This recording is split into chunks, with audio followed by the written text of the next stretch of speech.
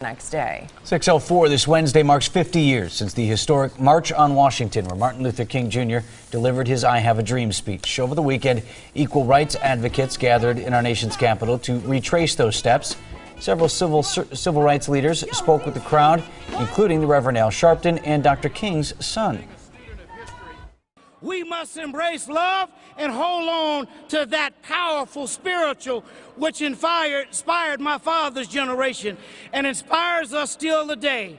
We ain't gonna let nobody turn us around.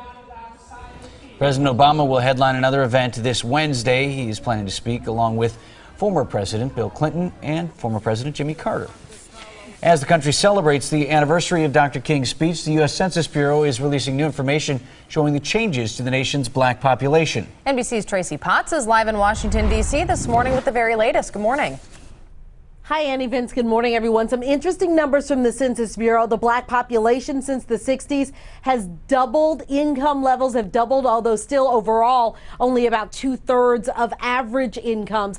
But the percentage of blacks voting has flip-flopped. Back in the 60s, it was 58%, now only up to 62%, but that's higher than average. Back in the 60s, as you might imagine, it was lower than average. Poverty rates among African Americans have dropped 14%, but are still much higher than the average in this country. And we're seeing thousands more high school and college graduates. High school graduation rates have significantly increased, 25 to 85%.